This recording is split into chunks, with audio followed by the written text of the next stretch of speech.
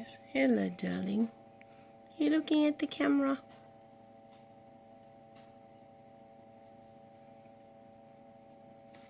They still have that fetusy movement. Still curl up the size of the egg.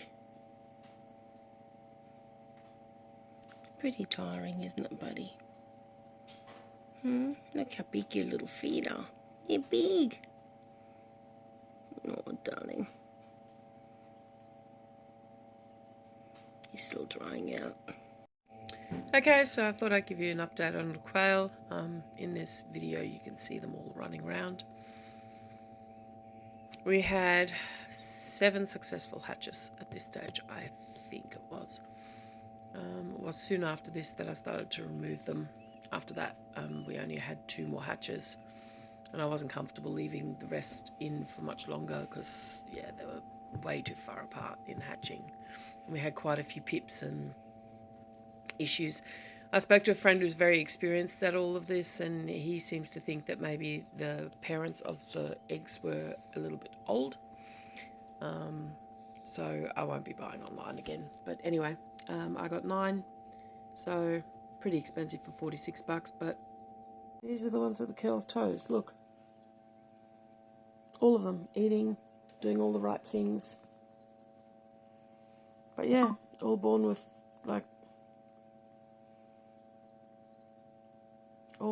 curled toes.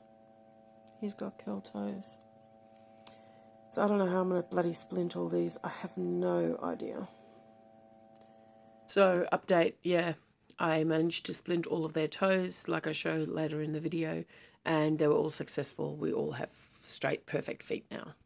But this one, perfect example. See one toe? One foot's perfect. See how the other one's curled under? He will not straighten it out. Sometimes they learn. They say it's because, oh, look, he's trying to have a drink. I'll put some water in for them. He was very cute. He kept getting it up his nose. Anyway, so, yeah, the babies with the deformed toes, they do say it's because of a problem with humidity. However, having said that, the eggs hatched way too far apart, and I monitor my humidity pretty closely with a Govee meter, so anyway. But that's okay, I wasn't willing to fight with the guy anymore. So, update on the quail. Unfortunately, only 9 hatched successfully. 1 had to be culled, so that was 10 out of 24 eggs. Bit disappointed. Tried to contact the seller. Unfortunately, I got told I was a Karen for complaining. So, yeah, bit disappointed with the whole online experience. Won't be buying eggs online again. I got told it was all my fault. Everything was my fault, but that's okay. These are the successful hatches. We do have one that's a special needs, but he seems to be learning to fend for himself. So his balance is a little bit out. This one here. I call him Little Hunchy because he's got a little hunchback, but he seems to be doing all right. One baby was born with his bowel on the outside. He had so we culled him. I guess if you have, the good old saying, if you have livestock, you have dead stock. So sad way to think about it, but that's the truth. So some of the babies are getting their wing feathers now already. They were only hatched, I don't know, 6 days ago. So I'll see if I can show you. So you can see on their wings, they're starting to get their grown-up feathers already. So we've got some yellows and some spotteds and some dark ones. Just the dark stripe will just be the natural, like the normal looking. So that seems to have got the almost equal numbers. So we've got 5 of one and 4 of the other. So I've just turned the colour off for a sec so you can see. These ones here are the English. That's a dirty English. That one there is probably a little bit more pure. So they're English. This one here is a Italian, and these ones here are the Pharaohs, which are the most common. So I'll have to show you again once they're fully feathered. But yeah, they have all different colours. So this one here is a dark brown. These ones here are a pale brown speckled looking, and then these ones here are white with the brown markings. So just so you get an idea, but I'll show you as they grow up. They're very cute and very fluffy, and you forget how little they are. They've already grown, so it doesn't really do them justice. You can see the wing feathers coming through. Fascinates me how fast these birds grow. So these are great for meat and egg production, reason being that they are maybe small, however, they are quite a good quality meat, and they are very, very high egg producers. So like my quail eggs. You do need special quail scissors to open the egg, and they work really well. You can get them on Amazon, get them on eBay, get them on, anywhere. Some of the babies are a little bit sticky because I'm feeding them fermented feed. So they have to be fed on a game starter, which I've given them. And then I've got a little container, which I'll grab. Just a little yogurt container that I've actually soaked the feed in for a couple of days and started fermenting it. So the quail seem to prefer that. The crumble looks like that normally. But yeah, they seem to enjoy it fermented. They all fight over it and they eat it until it's gone. They're also on magic water, which consists of liters of water, 2 crushed garlic cloves, 2 teaspoons of apple cider vinegar, good quality with the mother, half a cup of honey. So you mix that all up, a little bit of lukewarm water, and then that will do them for quite a few days. I've just got a little medication, like lid and cup that I've got a little notch cut into the container, because they can drown themselves, so I didn't want to give them a big waterer yet, so I've just given them a tiny one. And that's just an old Jalna yogurt lid.